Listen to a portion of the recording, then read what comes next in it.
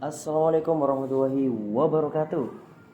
Selamat datang teman-teman semuanya. Video ini kami persiapkan bagi kalian peserta Kompi 4, Kompetisi Matematika dan Pendidikan Islam 2022. Baik, kita langsung saja untuk pembinaannya.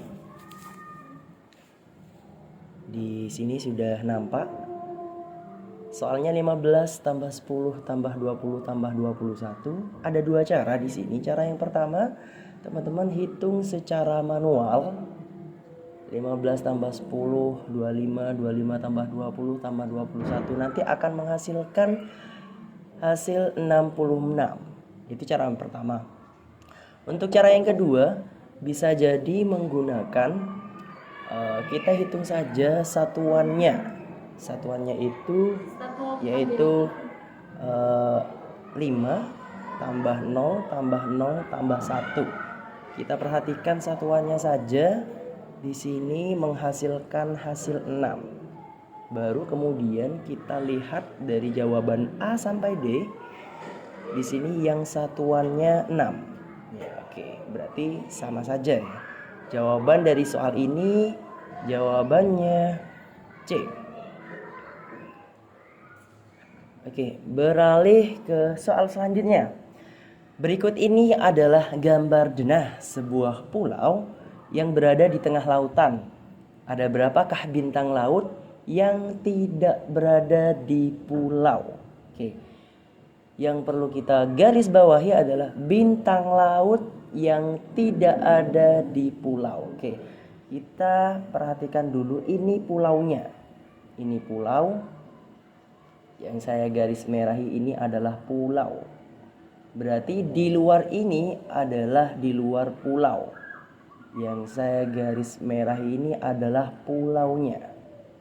Oke. Ini adalah pulau yang saya garis merahi. Garis mewah ini adalah pulau. Berarti kita tinggal menghitung bintang yang tidak ada pada daerah yang garis merah, karena garis merah ini sudah dibuat tanda pulau ya. Jadi tanda yang merah ini sudah dibuat pulau berdasarkan denah. Maka kita hitung bintang yang berada di luar pulau. Ada berapakah? Kita hitung bersama-sama. 1, ini berada di luar. 2, 3, terus kemudian 4, 5, 6. Oke, berarti bintang yang berada di luar pulau ya, atau tidak berada di pulau itu ada 6 bintang. Jadi di sini jawabannya adalah 6 bintang. Oke. Seperti itu kira-kira jawabannya. Untuk soal selanjutnya. Nah, ini yang ditanyakan adalah luas. Oh, mohon maaf, yang ditanyakan adalah keliling dari kedua persegi. Bangun datar berikut ini terdiri dari dua persegi dengan panjang sisi berupa bilangan bulat. Oke. Total luas bangun datar itu adalah 89. Ya. Berarti jumlah luas dua persegi ini, anggap ya persegi 1 sama persegi 2 itu 89 ya. Berarti luas persegi 1 ditambah luas persegi 2 itu sama dengan 89. Perlu kita ingat untuk luas dari suatu persegi ini merupakan sisi kali sisi. Sisi kali sisi ya. Jadi atau bisa disingkat dengan S kuadrat ya. Jadi kita ini menebak di antara kedua ini berapa bilangan kuadrat yang kalau dijumlahkan ini menghasilkan 89. Kira-kira bilangan apakah itu ya.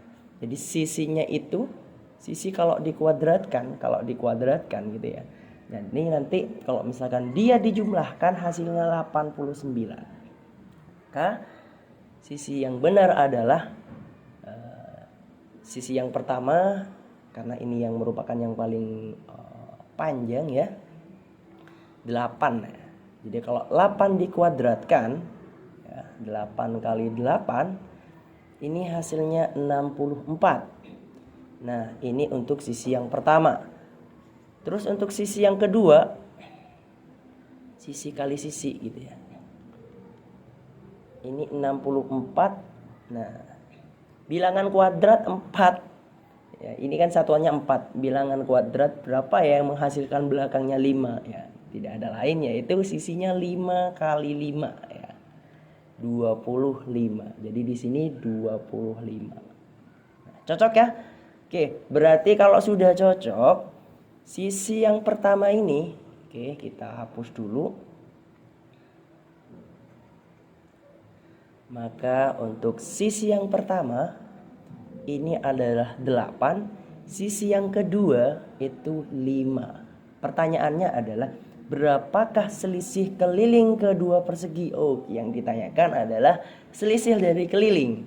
Ya, kita hitung dulu keliling untuk persegi yang pertama ya.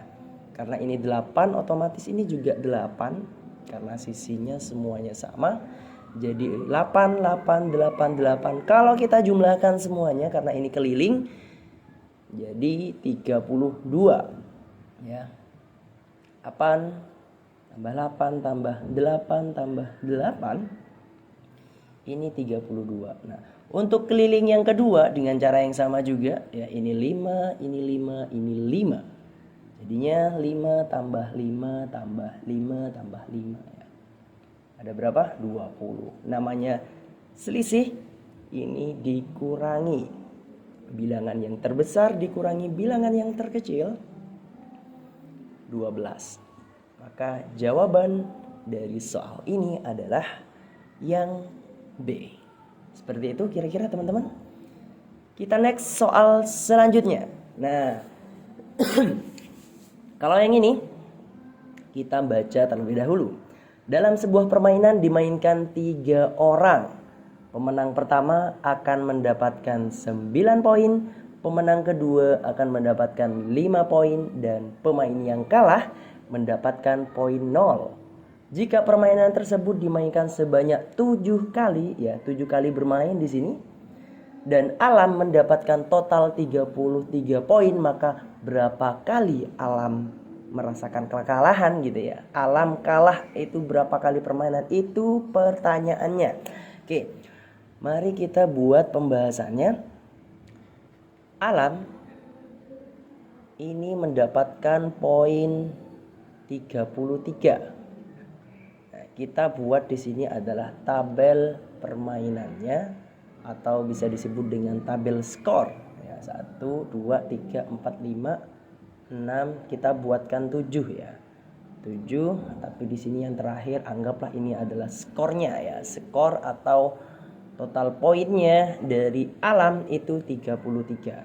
Nah, ini teman-teman ibaratnya kita menggunakan penjumlahan gitu ya. Karena di sini sama halnya dengan menyusun bilangan ya, dari 9, 5 maupun 0 kita susun gimana caranya nanti kalau dijumlahkan hasilnya akan menghasilkan 33. Nah, saya berasumsi seperti ini. Pertama, terlebih dahulu anggap saja ini menang gitu ya. Menang, kalah, atau dia pemenang kedua dan lain-lain. Nah, pertama kita menganalisis yang 33 dulu.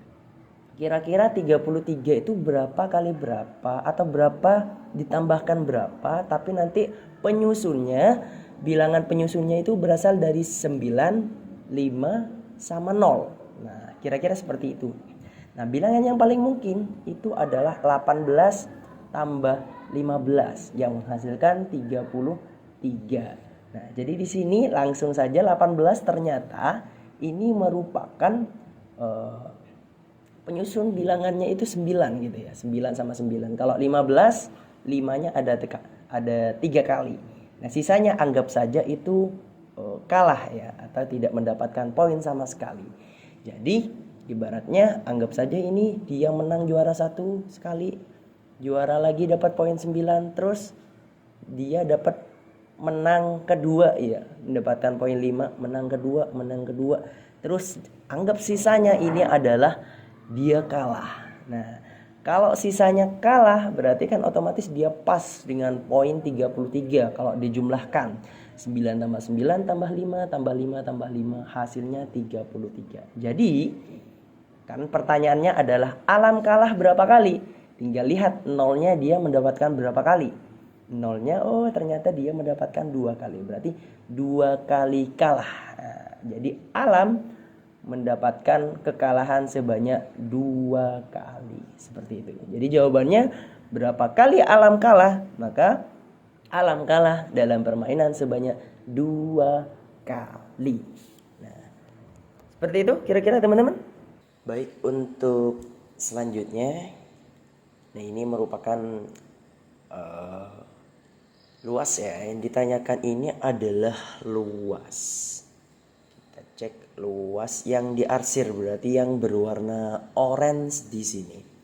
Oke. Diketahui di sini kalau 4 buah persegi ya, berarti persegi yang besar. Terus kemudian yang besar nomor 2, nomor 3 sama 4 ya. Ada 4 persegi di sini. Masing-masing luasnya 64, 25, 9 sama 4. Oke, baik. Kita pertama memerlukan sisi gitu ya. Ingat kalau luasnya persegi ya, luas persegi itu sama dengan sisi kali sisi ya, sisi kali sisi. Nah, kalau misalkan 64 yang diketahui berarti sisinya sama halnya dengan akar 64. Nah, berarti di sini akar 64 untuk sisi yang persegi paling besar itu akar 64 berarti berapa? Akar 64. Oke, jawabannya berarti 8. Nah, berarti sisi yang ini itu 8 teman-teman ya, 8 ya. Ini sisinya 8. Terus kemudian untuk persegi yang nomor 2. Nah, itu 25. Sama ini juga diakarkan jadi akar 25. Maka sisinya untuk persegi yang ini itu 5 ya. Ini 5. Terus kemudian untuk persegi yang nomor 3 ini kan 9. Berarti akar 9. Akar 9 itu 3. Nah, yang ini juga 3. Terus kemudian untuk yang kecil akar 4 itu 2 sisinya. Nah, berarti ini 2. Sisinya untuk yang kecil 2, terus kemudian ini 3 gitu ya. Terus kemudian ini sama ini itu 5. Terus yang terbesar itu 8.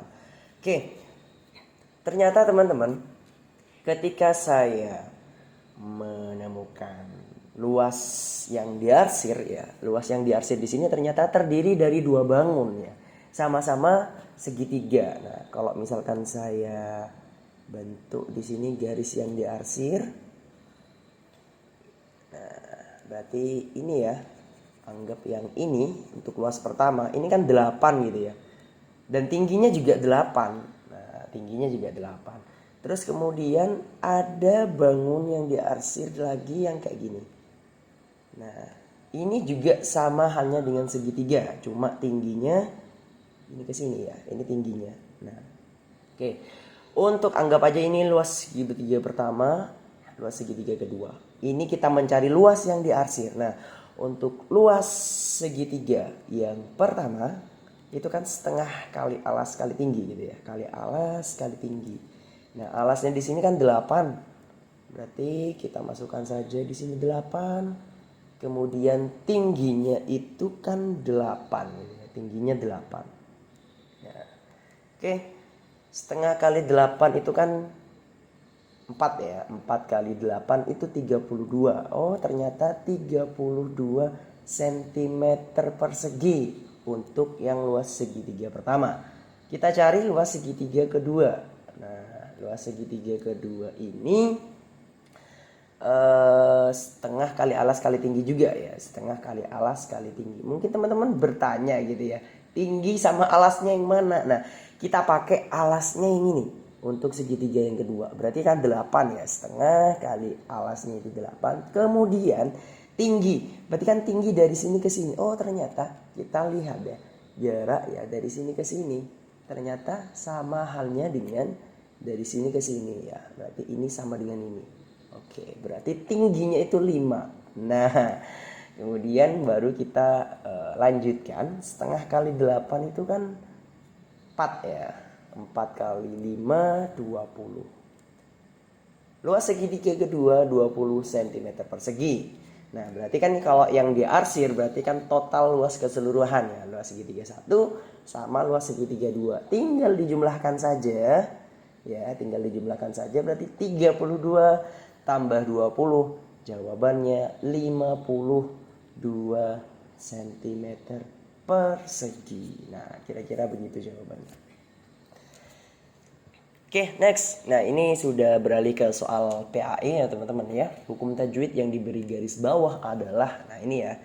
Kira-kira hukum tajwidnya di sini yang ditanyakan apa? Oh, ternyata di sini ada tanwin bertemu dengan huruf hijaiyah ain ya. Berarti apa jawabannya? Ya, saya rasa teman-teman ini mudah sekali ya. Idhar. Kemudian ini arti bagian ayat yang diberi garis bawah adalah berarti di sini wanhar. Nah, ini artinya apa? Kalau fasoli ini kan salatnya ya. Kalau di Rabbika ini adalah